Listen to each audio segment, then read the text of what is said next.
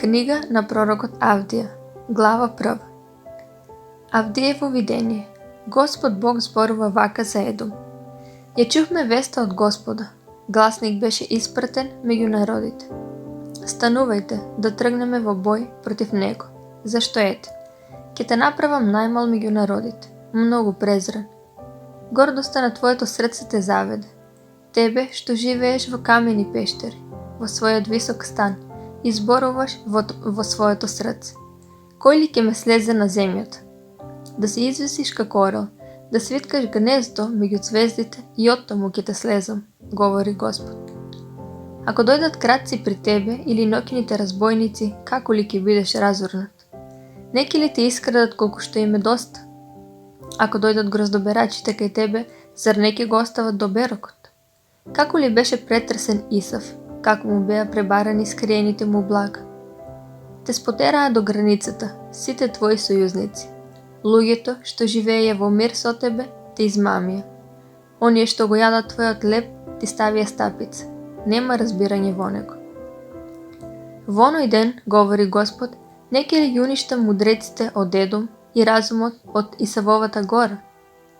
Твоите јунаци Темане ќе ги опфати ужас, и последниот ќе биде истребен со колеш од Исавовата гора.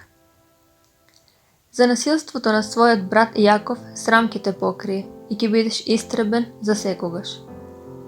Во оној ден кога стоеше настрана, додека тугинците му ја однесуваа војската во робство, додека странците влегуваа низ неговите порти и фрлаа жребка за Ерусалим, ти беше како еден од нив. Не требаше да гледаш во денот на брата си, во денот на неговата несреќа. Не ликувај над јудејските синови во денот на нивната пропас. Не отварај ја гордо својата уста во денот на невоја. Не требаше да влегуваш во портата на мојот народ во денот на неговата несреќа. Не се насладувај на неговото зло во денот на неговата несреќа. Не испржувај ги раците на неговиот имот во денот на неговата несреќа. Не требаше да стоиш на раскрсницата за да ги истребиш неговите бегалци. Не ги затварај неговите преживеани во денот на невоја. Зашто близу е Господовиот ден за сите народи. Како што си направил, така ќе ти направат, твоите постапки ќе ти се вратат на твојата глава. Да, како што вие пиевте на светата ми гора, ќе пият сите народи непрекратно.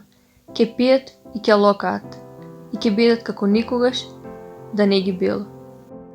Но на гората Сион ќе бидат спасените. Ќе стане свет и Јакововиот дом повторно ќе го земе во посет своето наследство. Јакововиот дом ќе биде оган, Јосифовиот дом пламен, Изавовиот дом слама. Ќе го потпалат и ќе изгори, и од Исавовиот дом не ќе остане никој, зашто Господ го рече тоа. Негевските жители ќе ја наследат Исавовата гора, а рамнините, филистејската земја, ќе ги наследат Ефремовиот крај и Самерискиот крај, а Венијамин ќе го наследи Галат. И некогаш заточената војска на Израелевите синови ќе го наследи Ханаан, се до Сарепта. Ерусалимските заробеници, што се во Сефарат, ќе ги наследат негеските градови. Избавителите ќе се искачат на гората Сион, за да ја судат на Исавовата гора. И тогаш царството ќе биде на Господа.